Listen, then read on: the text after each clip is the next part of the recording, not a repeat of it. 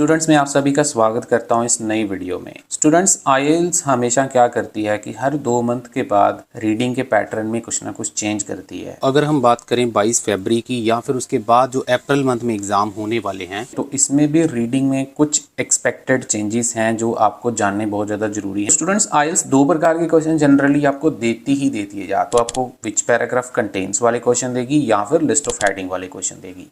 तो पिछले 2 मंथ में आप लोग चेक कर सकते हैं कितनी बार लिस्ट ऑफ हेडिंग वाले क्वेश्चन आपको देखने को मिले हैं, लेकिन ऐसा आने वाले एग्जाम में एक्सपेक्टेड नहीं है। इसमें चेंजेस होने की संभावना है। तो आप लोगों को मैं रिक्वेस्ट करूंगा अभी से जो है वो विच पैराग्राफ कंटेन्स वाले क्वेश्चन को कवर करना स्टार्ट कर दीजिए। इसके लिए डिफरेंट टेक्निक्स होती हैं। अब देखो, आपको बहुत सारी वीडियोस मिलेगी जहां पर आपको दिखाया जाएगा विच पैराग्राफ कंटेन्स वाले का आंसर कैसे आया। स्टूडेंट्स देखो, विच पैराग्राफ कंटेन्स वाले क्वेश्चन का आंसर फाइंड आउट करना इतना डिफिकल्ट नहीं होता है जितना कि आपको ये समझना जरूरी होता है कि इस प्रकार के क्वेश्चंस को सॉल्व करने के लिए कैसी टेक्निक होनी चाहिए जिससे आपका टाइम सेव हो, क्योंकि ये बहुत ज्यादा टाइम खाती हैं। ये लिस्ट ऑफ हेडिंग वाले क्वेश्चन स्टूडेंट्स आपको डिफरेंट पैराग्राफ में आ सकते हैं। फर्स्ट पैराग्राफ में आएंगे तो अलग टेक्निक होनी चाहिए, सेकंड वाले में आएंगे तो अलग होनी चाहिए, थर्ड वाले में आएंगे तो अलग होनी चाहिए। तो आपको सीखना पड़ेगा कि इसको डील करने के लिए हमारे पास एक राइट स्ट्रेटजी होनी चाहिए। तो उसमें से जैसे कि अगर आपको फर्स्ट वाले पैराग्राफ में ये वाले क्वेश्चन आते हैं तो इसको कैसे डील करना है,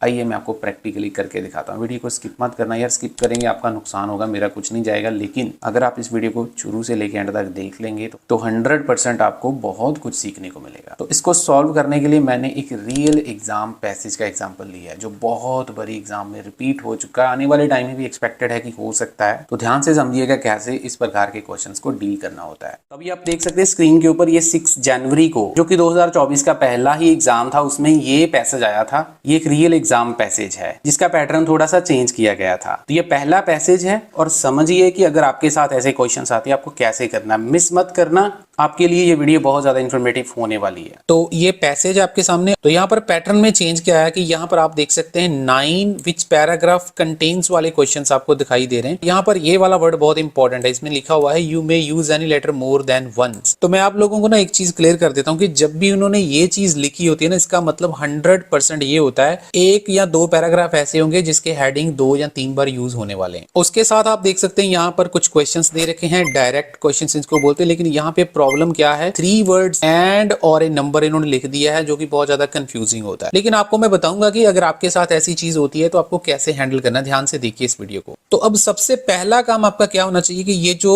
आपको डायरेक्ट क्वेश्चंस दिख रहे हैं ना, इनको आपको सबसे पहले रीड करना है और इनके कीवर्ड को अंडरलाइन करना है।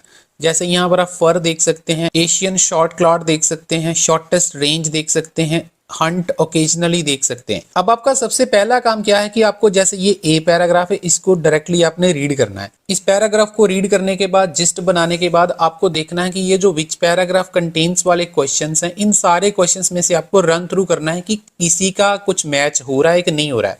और उसके साथ साथ आपको इसको भी देखना है कि इसमें से कोई क्वेश्चन तो नहीं आ रहा है। अभी मैं आपको प्रैक्टिकल करके दिखाता हूँ, सारा कुछ करके दिखाऊंगा।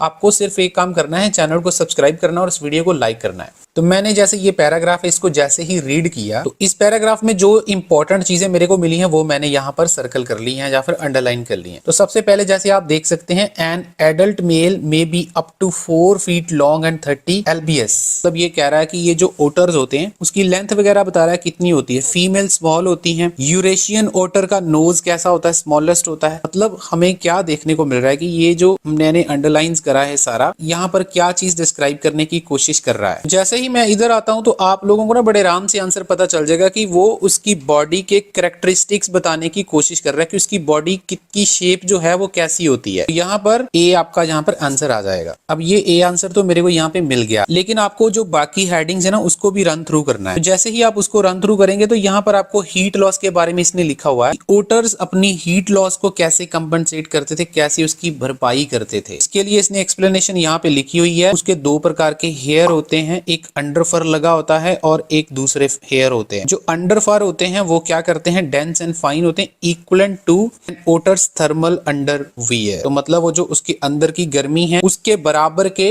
वो होते। तो मतलब कहने का ये है कि वो हीट के बारे में यहाँ पे बता रहा है, इसलिए यहाँ पर इसका आंसर भी ए आ जाएगा। अब उसके बाद हम यहाँ से देखेंगे कोई क्वेश्चन हमें मिल रहा है कि नहीं मिल रहा। तो यहाँ पर फर का जिक्र हुआ है, तो क्वेश्चन को पढ़ते हैं। What affects the outer fur of the otter, मतलब जो इसकी बाहर की फर होती है उसको कौन सी चीज अफेक्ट करती है। तो आप देख सकते हैं यहाँ पे इसने लिखा है the fur must be kept in good condition by grooming. Sea water reduces the waterproofing and insulating qualities of outer fur. क्या चीज इफेक्ट करती है? सी वाटर। सी वाटर आपका जो है वो आंसर आ जाएगा। तो यहाँ पे देखिए स्टूडेंट्स, आपको 3 आंसर यहाँ पे मिल चुके हैं। सिर्फ एक पैराग्राफ आपने रीड किया और आपको 3 आंसर मिल गए। इसी प्रकार से हम बी पैराग्राफ को रीड करेंगे। ये देख सकते हैं आप, बी पैराग्राफ आपके सामने है। इस सारे पैराग्राफ को आपने बिल्कुल ऐसे ही रीड आउट करना है। पहले इसका जिस्ट बनाना है और जिस्ट बनाने के बाद आपको क्वेश्चंस में जाना है। चलिए मैं आपको करके दिखा देता हूं। तो बी पैराग्राफ में अगर आप यहां से देखेंगे, in clear water and good light otters can hunt fish by sight, मतलब साफ पानी और अच्छी लाइट में ओटर्स जो हैं अपनी आंखों से फिश को हंट कर सकते हैं।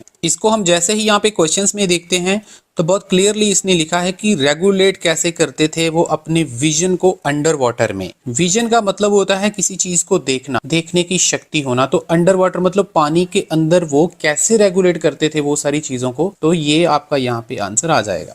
उसी प्रकार से थोड़ा सा इसको आगे कंटिन्यू करते हैं। तो इसने लिखा है the otters eyes and nostrils are placed high on its head so that it can see and breathe even when the rest of the body is submerged. इसका मतलब यह है कि इसकी जो आईज और नोस्ट्रिल्स होती हैं उसको ऊंची जगह पे प्लेस किया होता है, इससे वो देख भी सकते हैं, ब्रेथ भी कर सकते हैं। हालांकि उनकी बॉडी जो है सबमर्ज होती है, मतलब इतनी ज्यादा डेवलप नहीं हुई होती है, लेकिन फिर भी उनकी आंखें और उनकी नॉस्ट्रल की वजह से वो बहुत ज्यादा उनकी सेंस तेज होती है। इधर आएंगे आप तो बड़े आराम से आपको आंसर मिल जाएगा कि उनकी अंडर डेवलप जो सेंस होती है, मतलब अभी वो डेवलप नहीं होते लेकिन फिर भी उनके पास एक सेंस होती है। तो ये भी आंसर यहाँ पर इसका बी आ जाएगा। अब यहाँ पे इसको थोड़ा सा आप और नोटिस करेंगे तो एशियन शॉर्ट क्लॉड ओटर आपको दिखाई दे रहा है। यहाँ पे क्वेश्चन में भी आप देख सकते हैं एशियन शॉर्ट क्लॉड ओटर लिखा हुआ है। तो हम इसको थोड़ा रीड करते हैं, क्वेश्चन का क्या मीनिंग है। What skill is not necessary for Asian short clawed otters, मतलब ऐसी कौन सी स्किल है जो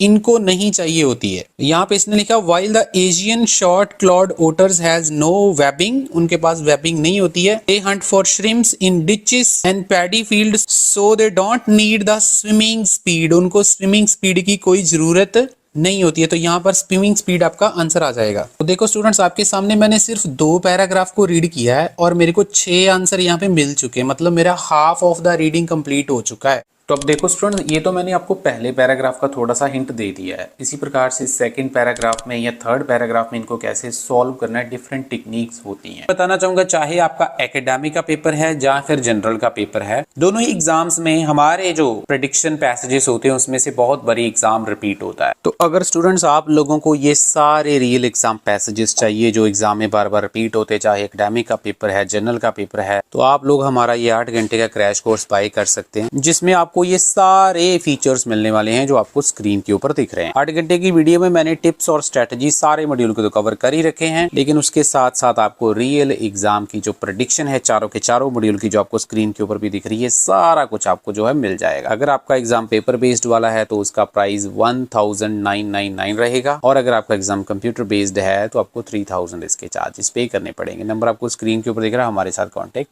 कर सकते हैं। बाकी रेगुलर क्लासेस भी हमारी अवेलेबल रहती हैं। ये सारे फीचर्स आपको रेगुलर क्लासेस में जो आपको स्क्रीन के ऊपर दिख रहे हैं मिल जाएंगे अगर आप हमारे साथ क्लास लेना चाहते हैं। बाकी आप लोग स्क्रीन के ऊपर इसके रिजल्ट्स भी देख सकते हैं, स्टूडेंट्स का फीडबैक भी देख सकते हैं। किसी के 7 आ रहे हैं, किसी के 8 आ रहे हैं, किसी के 6.5 आ रहे हैं। तो सभी स्टूडेंट्स के रिजल्ट बहुत ज्यादा अच्छे आ रहे हैं। तो अच्छा लगा तो लाइक कर देना, चैनल को सब्सक्राइब कर देना, ऐसे अपडेट्स आपके लिए लेकर आता रहे। Thank you very much.